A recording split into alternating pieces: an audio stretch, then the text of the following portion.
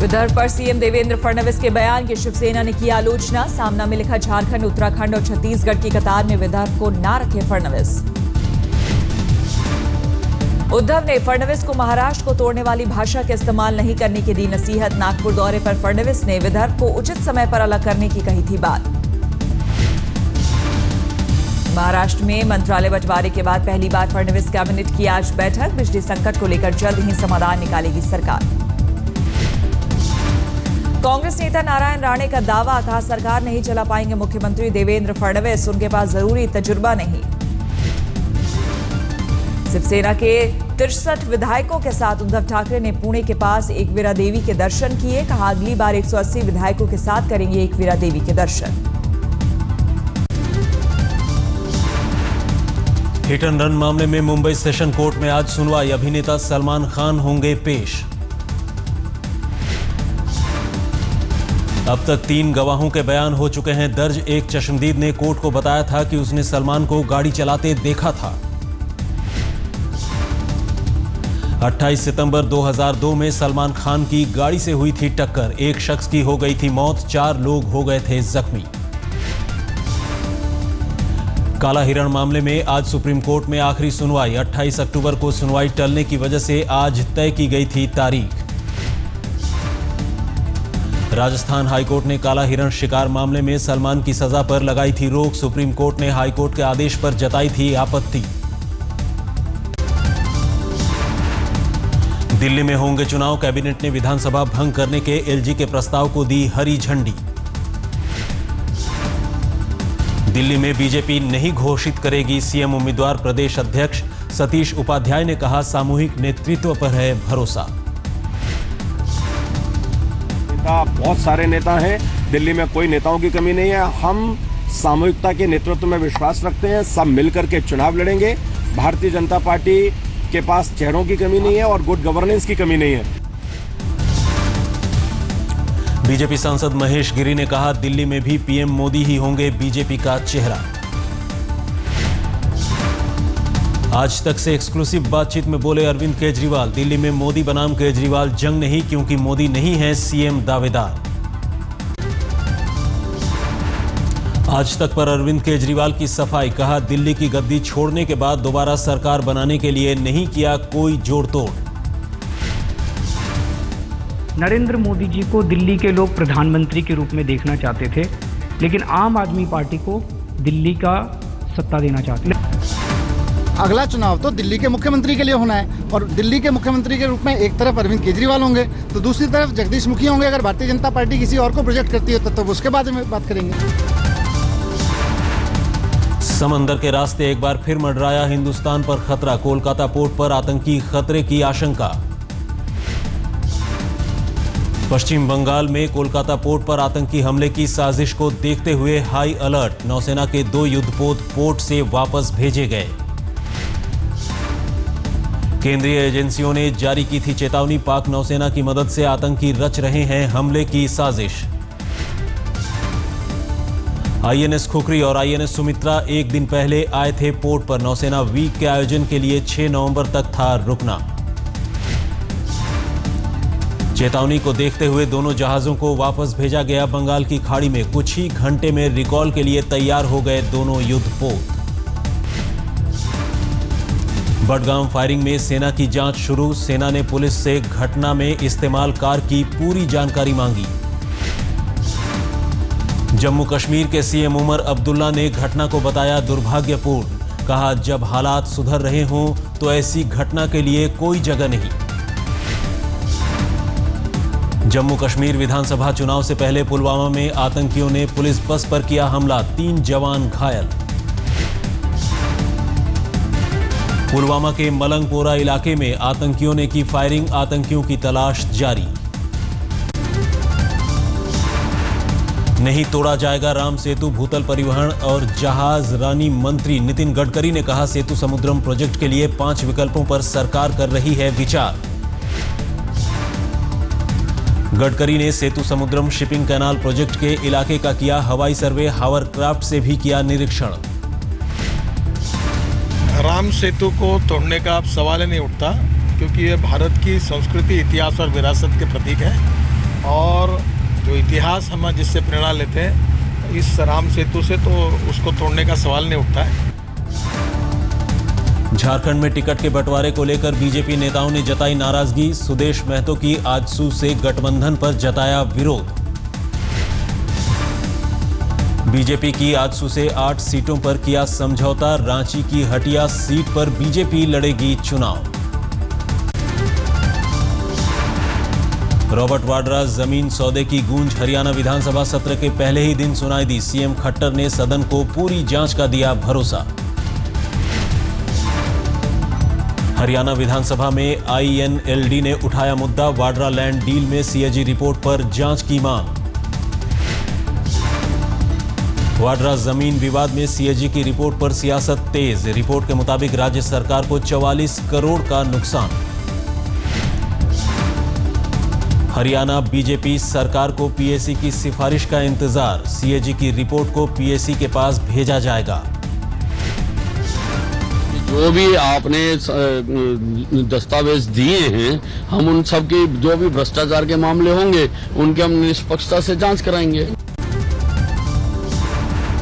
बिहार के मुख्यमंत्री जीतन राम मांझी का विवादित बयान। कहा, कोई पंडित या पढ़ा लिखा उनकी जाति के लोगों के पैर नहीं छूता, लेकिन उनका पैर छूते हैं।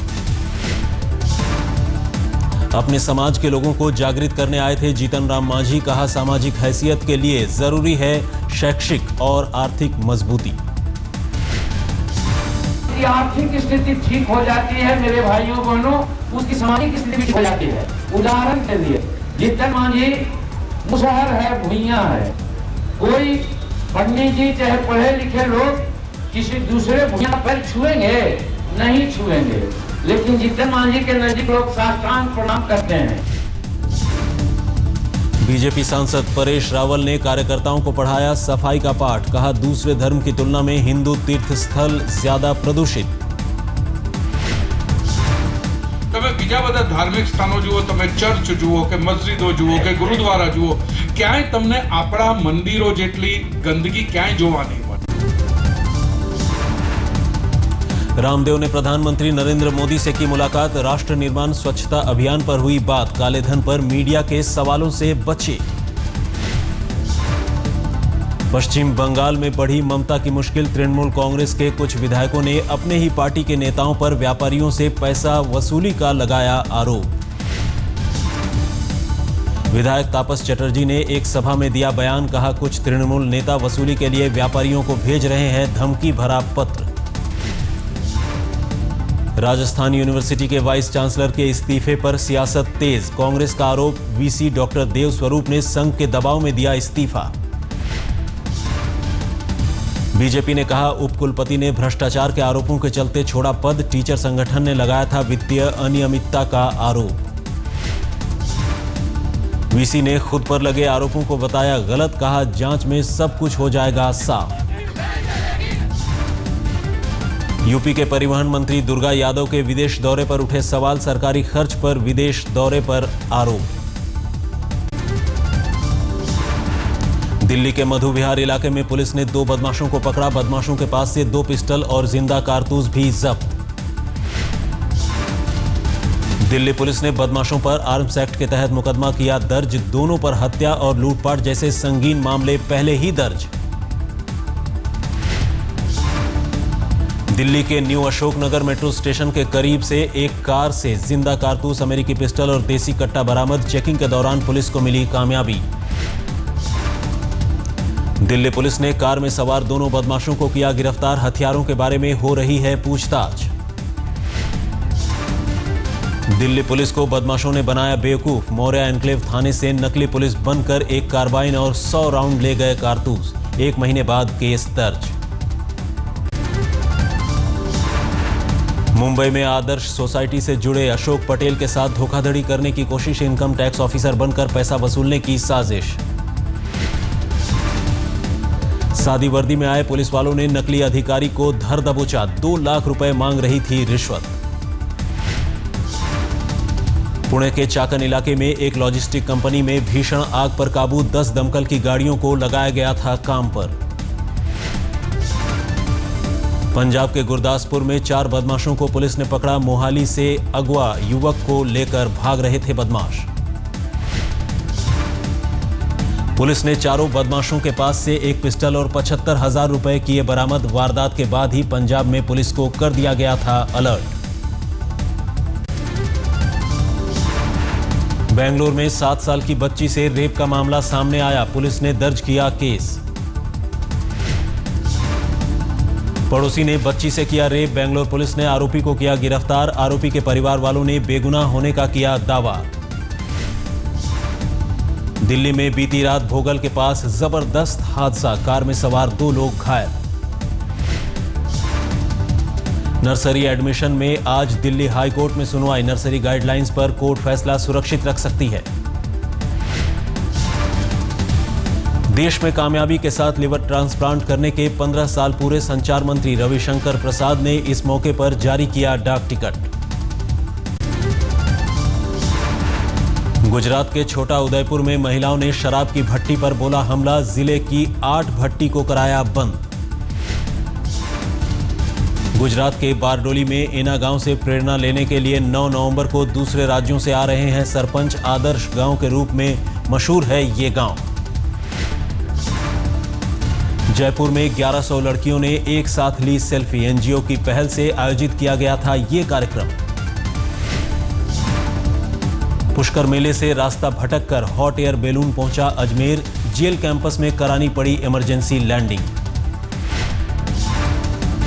बैलून संचालक company effector adventure tourism private limited के खिलाफ केस दर्ज। अजमेर जिला कलेक्टर ने जांच कमेटी का किया गठन। सचिन की आत्मकथा प्लेइंग इट माई वे का आज होगा विमोचन। मुंबई में आयोजित इस कार्यक्रम में सचिन कर सकते हैं बड़ा खुलासा।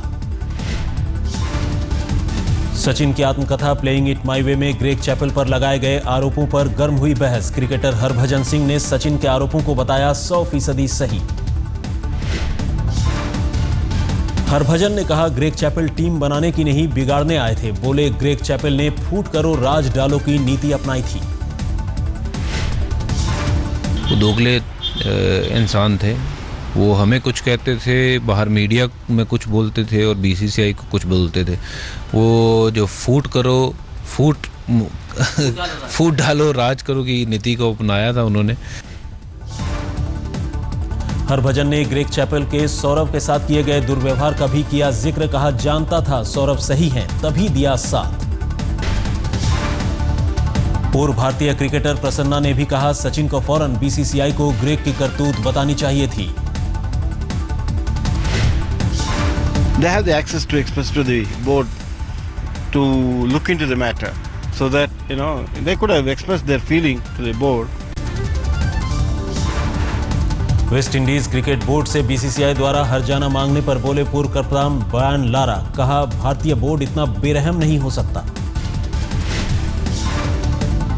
बीसीसीआई ने वेस्ट इंडीज बोर्ड पर ठोका है $42 मिलियन का दावा। भारत दौरा बीच में छोड़कर चली गई थी विंडीज टीम।